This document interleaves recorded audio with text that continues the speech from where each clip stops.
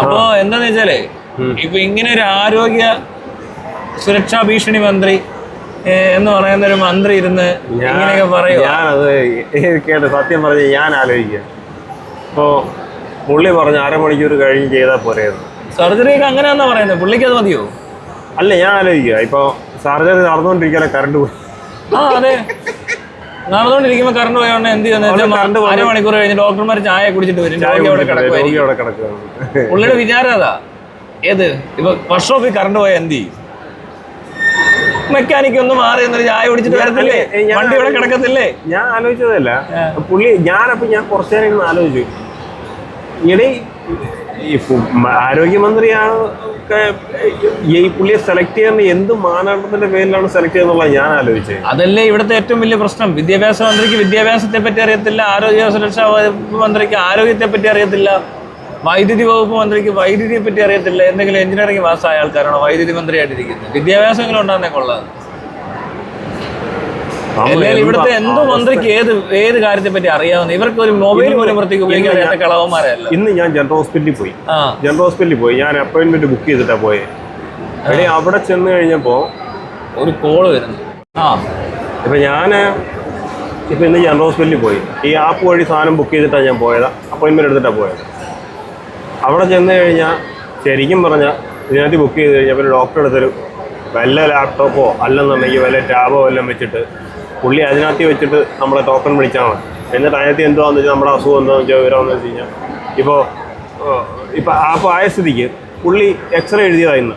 X-ray അയച്ച് update ചെയ്യാൻ നമുക്ക് അതിനകത്ത് ആപ്പിൽ നിന്ന് തന്നെ നമുക്ക് പേ ചെയ്യാനുള്ള സംവിധാനം ഉണ്ടാക്കാം. ഇതിനു വേണ്ടി കുറേ ആൾക്കാരെ ഇരുത്തി പേയ്മെൻറ്റ് കളക്ട് ചെയ്യാനായിട്ട് അവിടെ ക്യൂ നിന്ന് ഇവിടെ ക്യൂ നിന്ന് നമ്മൾ ശരിക്കും ഇവിടെ നിന്ന് പേ ചെയ്തിട്ട് നേരെ എക്സ്റേ എടുത്തുകൊടുത്തിട്ട് പോയാൽ മതി. എക്സ്റേ എടുത്തുകൊടുത്തിട്ട് പോയിട്ട് നമ്മൾ പോയി അവർ വിളിക്കുന്നുണ്ടെ അവൾ പേയ്മെൻറ്റ് കൊടുത്തുമ്പോൾ അവർ നമ്മൾ ഈ UHID കാണിച്ചാൽ മതി. UHID കാണിച്ചിട്ട് നമ്മൾ പേയ്മെൻറ്റ് അടച്ചാൽ മതി. അവർ പോയി എക്സ്റേ എടുത്തിട്ട് നമ്മളെ അവിടെ ഇരുത്തുക. ശരിക്കും പറഞ്ഞാൽ രണ്ടാമത് നമ്മൾ ഡോക്ടറെ കാണേണ്ട ആവശ്യം പോലില്ല. ഡോക്ടർ അവിടെ നിന്ന് ഓൺലൈനിൽ കാരണം ഡിജിറ്റൽ എക്സ്റേയാണ്. ഇപ്പോൾ അവിടെ ഇരിക്കുന്ന ഡിജിറ്റൽ എക്സ്റേയാണ്. ഡോക്ടർ ഇത് കണ്ടും വെച്ച് അവിടുന്ന് എഴുതി വിട്ടാൽ മതി. ഇന്ന മരുന്ന് എന്ന് പറഞ്ഞ് എഴുതി വിട്ടാൽ മതി. ഇൻ കേസ് അത്ര എമർജൻസി കേസ് ഉണ്ടെങ്കിൽ മാത്രം നമ്മൾ ഡോക്ടറെ പോയി കണ്ടാൽ മതി. ഡോക്ടർ അവിടെ നിന്ന് ആപ്പിൽ നോട്ടിഫിക്കേഷൻ വിട്ടാൽ മതി. നമ്മൾ എന്തായാലും അവിടെ റെക്കോർഡ് നമുക്ക് എപ്പോഴും നോക്കി കാണാനും പറ്റും. അത് ലോഗിൻ തന്നാൽ മതി. എനിക്കിപ്പോഴും കാണാൻ പറ്റില്ല. അങ്ങനെ ചെയ്ത ഏത് ആശുപത്രി പോലും കാണാൻ പറ്റുന്ന. അപ്പോൾ എന്താ പ്രശ്നം എന്നറിയോ? ഇത് സെൻട്രലൈസ് ചെയ്ത് കഴിഞ്ഞാൽ ഈ ആശുപത്രിയിൽ നിന്ന് അപ്പുറത്തെ ആശുപത്രി ചിലപ്പോൾ വീണ്ടും എടുക്കാൻ പറ്റത്തില്ല. മനസ്സിലായി? എല്ലാം പറയും ആ സ്കാനിങ് അല്ല, ഞങ്ങളിവിടെ വേറെ സ്കാനിങ്. ഇതിപ്പോ ഗവൺമെന്റ് ഹോസ്പിറ്റലിൽ മാത്രമേ അവരതിനകത്ത് കണക്ട് ചെയ്തിട്ടുള്ളൂ. ഇത് പ്രൈവറ്റ് ഹോസ്പിറ്റലിൽ കണക്ട് ചെയ്യണമെന്നേ. അതാ പറഞ്ഞ ഫുൾ ലിങ്ക് ചെയ്യണം. പക്ഷെ വേറെ പ്രശ്നമുള്ള എന്നാ അറിയോ? ഈ പല ആശുപത്രിയിൽ ഇരിക്കുന്ന സ്കാനിങ് മെഷീൻസ്, എക്സ്റേ മെഷീൻസ് ഒക്കെ പല ക്വാളിറ്റിയാ. അതായത് സ്റ്റാൻഡർഡൈസ് ചെയ്യണം. ഒറ്റ ഒരു സാധനം പാടുള്ളൂ. അതായത് ഏറ്റവും ലേറ്റസ്റ്റ് മോഡേൺ 4K 8K ക്വാളിറ്റിയിലല്ല ഇപ്പൊ ഇരിക്കുന്നത്. അതെന്ന് പറയുന്നത് 1080p ക്വാളിറ്റിയിലുള്ള 120 ഒക്കെ ഉള്ളെന്ന് പറയുന്നത് ചിലടത്തേക്ക്. ബ്ലാക്ക് ആൻഡ് വൈറ്റ് ആണെന്നും പറയുന്നുണ്ട്. ചിലടത്തേക്ക് ഇപ്പോഴും ബ്ലാക്ക് ആൻഡ് വൈറ്റ് സാധനം കൊണ്ടായിരിക്കുന്നത്. അപ്പൊ എന്താ പറ്റുന്ന വെച്ചാൽ രോഗനിർണയത്തിന്റെ സാധ്യതകൾ കുറയും. അത് ചിലടത്തൊക്കെ കാൽക്കുലേഷൻ പോലും ചെയ്യാതിരുന്നിട്ട് നമുക്ക് തെറ്റുന്നുണ്ട്. ECG മെഷീനൊക്കെ പലതും റോങ്ങാ. ഇതെല്ലാം തെറ്റാ. അപ്പൊ എന്നാന്ന് വെച്ചാല് പലയിടത്തും പല മെഷീനാണ് യൂസ് ചെയ്യുന്നത്. അപ്പൊ ഈ മെയിൻ ഹോസ്പിറ്റലിൽ ചെല്ലുമ്പോൾ അവർ പറയും ഞങ്ങൾ അത് എടുക്കത്തില്ല, നമുക്ക് ഇതിനകത്ത് വേറെ വേണമെന്ന് പറയും. കാരണം എന്താ? മറ്റിടത്തെ മെഷീൻ പോട്ടെ, നല്ല മെഷീൻ എടുത്താണോ ചീത്ത മെഷീൻ എടുത്താണോ നമുക്കറിയാത്തതുകൊണ്ട് വേറൊരു ഹോസ്പിറ്റലിൽ ചെന്നാൽ അവർ പറയും അതോടെ എടുക്കത്തില്ല. വെറുതെ നമ്മുടെ സൊല്യൂഷൻ എന്ന് വെച്ച് കഴിഞ്ഞാൽ ഇവർ ഉപയോഗിക്കുന്ന എല്ലാ ഹോസ്പിറ്റലുകളും ഇതിപ്പം ഓരോ ഹോസ്പിറ്റലും അവരവർക്ക് ഇഷ്ടമുള്ള ബ്രാൻഡിന്റെ സാധനം വെച്ച് അവർക്ക് കമ്മീഷൻ കിട്ടുന്നതനുസരിച്ച് അവർ മേടിച്ചങ്ങ് വെക്കുകയോ ചെയ്യും. ഇത് അതല്ല ചെയ്യേണ്ടത്. ഇത് സ്റ്റാൻഡർഡൈസ് ചെയ്തിട്ട് എല്ലാ ഹോസ്പിറ്റലും എന്നിട്ട് ഈ ആപ്ലിക്കേഷൻ ഉണ്ടല്ലോ, ഇപ്പം എം ഹെൽത്ത് എന്ന് പറയുന്ന ആപ്ലിക്കേഷൻ ഒക്കെ ഉപയോഗിക്കുന്നത്. ഈ എം ഹെൽത്ത് എന്ന് പറയുന്ന ആപ്ലിക്കേഷൻ ഇത് അല്ലെങ്കിൽ ഇ ഹെൽത്ത് എന്ന് പറയുന്ന ആപ്ലിക്കേഷൻ എല്ലാ പ്രൈവറ്റിനും ഗവൺമെന്റിനും അതേപോലെ ഈവൻ ക്ലിനിക്കുകൾക്കും അതേപോലെ ഫാർമസിക്ക് എന്താ ഫാർമസിയിലുള്ള ഗുണമെന്നറിയോ? ഈ ഫാർമസിയിൽ സെൻട്രലൈസ് ചെയ്ത് കഴിഞ്ഞാൽ പ്രിസ്ക്രിപ്ഷൻ പിന്നെ ഇല്ലാതെ കൊടുക്കാൻ പറ്റില്ല. അല്ല, പ്രിസ്ക്രിപ്ഷൻ ഉണ്ടല്ലോ, ഡോക്ടറുടെ ആപ്പിനകത്ത് കാണാം. പ്രിസ്ക്രിപ്ഷൻ ഇല്ലാതെ കൊടുക്കാനും പറ്റത്തില്ല. നിബന്ധന നമുക്ക് കർശനമാക്കാൻ പറ്റും. ഒരു കാരണവശാലും വേറെ അടുത്ത് പോയി മേടിക്കാൻ. പ്രൈവറ്റ് ലാബുകളെ ഇതിനായിട്ട് അണ്ടറിൽ കൊണ്ടുവരാൻ പറ്റും. ഇപ്പോൾ ഉണ്ടല്ലോ സൈക്കാട്രിക് മെഡിസിൻ വേണമെന്നുണ്ട് ഒരു മെഡിക്കൽ സ്റ്റോറിൽ നിന്ന് മേടിച്ചിട്ട് പിന്നെ വേറെ മെഡിക്കൽ സ്റ്റോറിൽ പോയി മേടിക്കുന്നുണ്ട് ആൾക്കാർ. അതുകൊണ്ടാണല്ലോ ഇവിടുത്തെ ഡ്രഗിന്റെ യൂസ് കൊടുക്കുന്നത്. അതെ, അപ്പൊ അത് നടക്കാതെ വരും. ഇത് നമ്മുടെ ശരിക്കും പറഞ്ഞ ഗവൺമെന്റ് ഇപ്പൊ ഡെവലപ്പ് ചെയ്യ എംഹെൽത്ത് എന്ന് പറയുന്നത് മാത്രമല്ല വേറൊരു കാര്യം കൂടെ ഞാൻ പറയട്ടെ, ഈ ഡോക്ടർമാര് എഴുതി തള്ളുന്നെന്ന് പറയുന്നില്ലേ, ആ സംഭവത്തിനും ഒരു പിടുത്തം വരും. കാരണം ഏതെങ്കിലും ഒരു ഡോക്ടർ പ്രത്യേകം എഴുതുന്നുണ്ട്. ശരിക്കും പറഞ്ഞ കേരള ഗവൺമെന്റ് ഡെവലപ്പ് ചെയ്യുന്ന എംഹെൽത്ത് എന്ന് പറയുന്ന ഒരു ഗമട്ട സാധനമാണ് കേട്ടോ. പക്ഷെ അതിന് പ്രാവർത്തികമായിട്ട് വരുമ്പോ അത്ര മെച്ചമില്ലല്ലോ. ഇതെല്ലാം അതിനകത്ത് വന്നു. തനിക്കിപ്പോ എന്തൊക്കെ ഫെസിലിറ്റിയാ കിട്ടിയത്? ഇതെല്ലാം ഇൻക്ലൂഡ് ചെയ്യാമെന്നാ ഞാൻ പറഞ്ഞത്.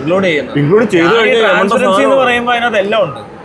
തനിക്ക് ബുക്ക് ചെയ്യുന്ന ടൈം അടക്കം വരും. തന്നോട് എത്ര മണിക്ക് അല്ലാനാ പറഞ്ഞത്? ബുക്ക് ചെയ്യുന്നത് 9:30 അല്ലാനാ പറഞ്ഞത്. എന്നിട്ട് 9:30 എത്ര മിനിറ്റ് വെയിറ്റ് ചെയ്തു? ഒന്നും വെയിറ്റ് ചെയ്തില്ല, അപ്പൊ തന്നെ കയറി കണ്ടു. എന്നോട് ചോദിച്ചു എത്ര ടോക്കൺ? 9:35 ആയപ്പോഴേ ഞാൻ ചെന്നത്.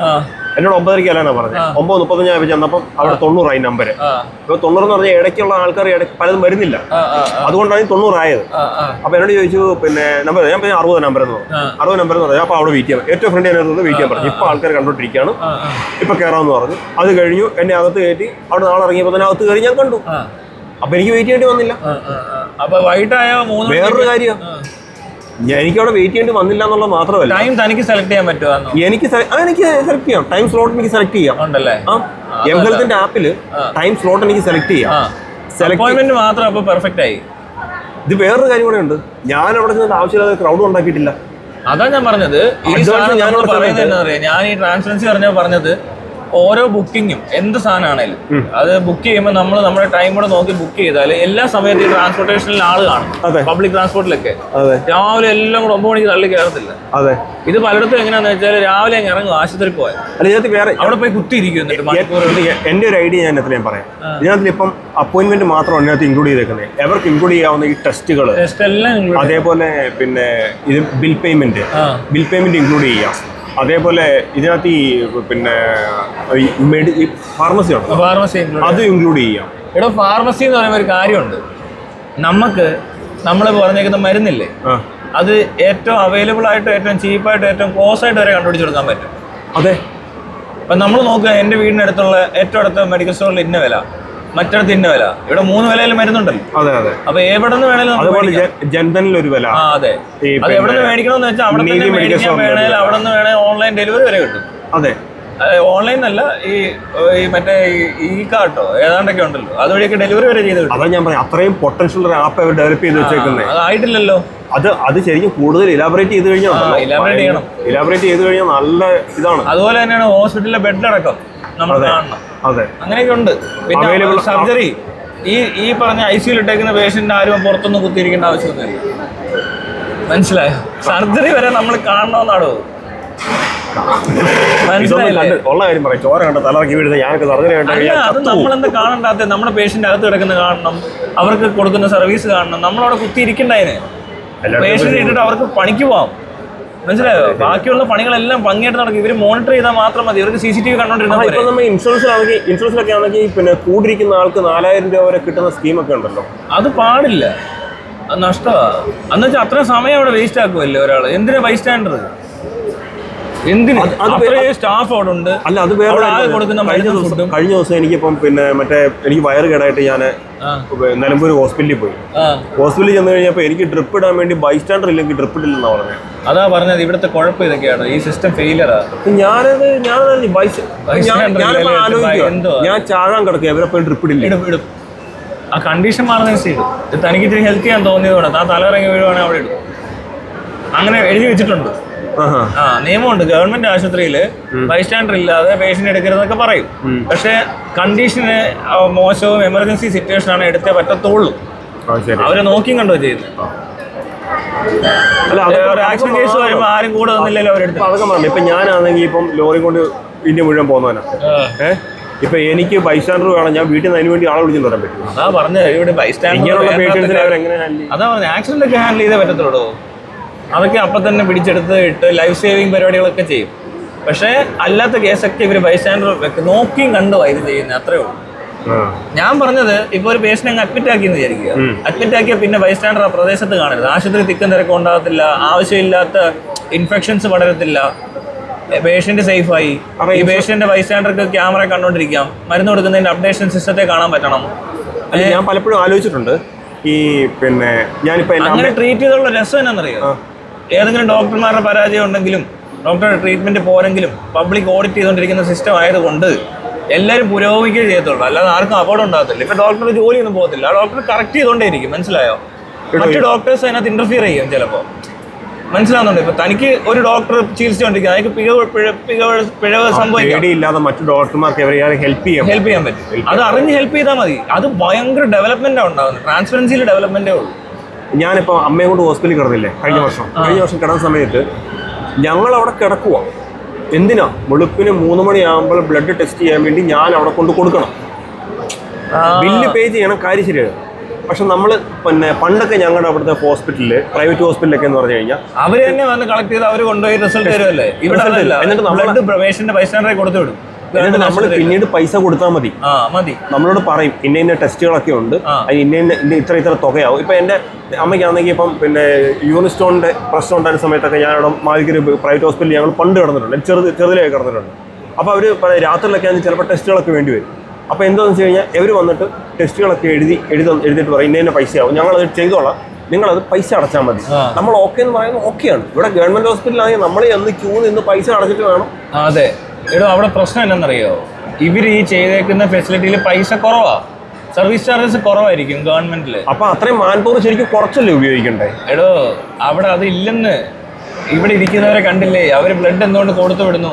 ലാബിൽ നിന്നുള്ള ഒരാൾ ഒരു സൈക്കിൾ അടിച്ച് ഈ ബ്ലഡ് മൊത്തം കളക്ട് ചെയ്തുകൊണ്ട് വന്ന് റിസൾട്ട് വരുമ്പോൾ റിസൾട്ട് അവിടെ സിസ്റ്റത്തിൽ എൻ്റർ ചെയ്യുമ്പോൾ വാർഡിലും ഡോക്ടറുടെ സിസ്റ്റത്തിലും കാണുന്ന സിസ്റ്റം അവിടെ ഉണ്ടാക്കി വെച്ചാൽ അവിടുത്തെ ക്രൗഡ് പകുതിയാവും. ഡബിൾ ആയിട്ടുള്ള സർവീസ് ചെയ്യാൻ പറ്റും. പക്ഷെ ഇവിടെ കമ്പ്യൂട്ടർ ഇല്ല. മാവേലിക്കരയില് ശ്രീകണ്ഠ പിന്നെ അവിടെ ആണെങ്കിൽ ഒരു കണ്ടിയൂർ എന്ന് പറയുന്ന സ്ഥലത്ത് ഒരു ഹോസ്പിറ്റലുണ്ട്, ഒരു പ്രൈവറ്റ് ഹോസ്പിറ്റലാണ്. ഒരു 12-13 വർഷം മുന്നേ, ഇപ്പൊ എങ്ങനെ എനിക്കറിയത്തില്ല, 12-13 വർഷം മുന്നേ അവിടെ ചെന്ന് നമ്മളൊരു കാർഡ് എടുത്ത് കഴിക്കാം. നമുക്ക് ഈ പേപ്പറില്ല, അതായത് ഇപ്പം നമ്മൾ ഹോസ്പിറ്റലിൽ ഇപ്പൊ ഈ തന്നേക്കുന്ന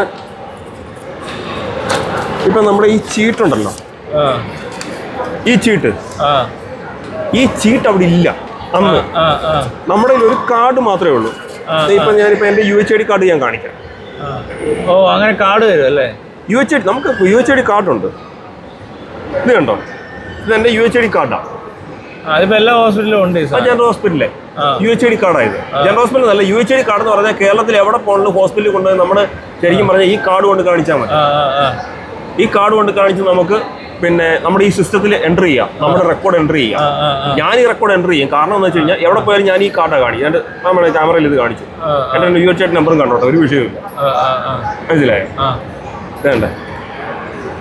UHID നമുക്ക് സിമ്പിളായിട്ട് നമുക്ക് ആധാർ കാർഡ് വെച്ച് നമുക്ക് എടുക്കാം ഓൺലൈനിൽ. അത് eHealth എന്ന് പറയുന്ന ഗവൺമെന്റ് ഇതിൽ അല്ലെന്നുണ്ടെങ്കിൽ mHealth എന്ന് പറയാം. എൻ്റെ ഫോൺ ഇപ്പോൾ ഓഫാണ്. തൻ്റെ ഈ ഫോണിൽ കിട്ടുമോ? കാണിക്കണ്ടെന്നേ. mHealth എന്ന് പറയുന്ന ഒരു ആപ്ലിക്കേഷൻ ഉണ്ട്. mHealth എന്ന് പറയുന്ന ഒരു ആപ്ലിക്കേഷൻ ഉണ്ട്. ഈ ആപ്ലിക്കേഷൻ നമുക്ക് സിമ്പിളായിട്ട് നമ്മുടെ ഈ സാധാരണ സ്വിഗ്ഗി ഒക്കെ സൊമാറ്റോ ഒക്കെ ഓർഡർ ചെയ്തില്ലേ, ഇതേപോലെ ആധാർ കാർഡ് നമ്പർ സിമ്പിളായിട്ട് നമുക്ക് UHID നമ്പർ എടുക്കാൻ പറ്റും. ഈ നമ്പർ വെച്ചിട്ട് കേരളത്തിലെ ഏത് ഗവൺമെന്റ് ഹോസ്പിറ്റലിലും നമുക്ക് അപ്പോയിൻമെന്റ് ഓൺലൈനിൽ എടുക്കാൻ പറ്റും. മനസ്സിലായോ?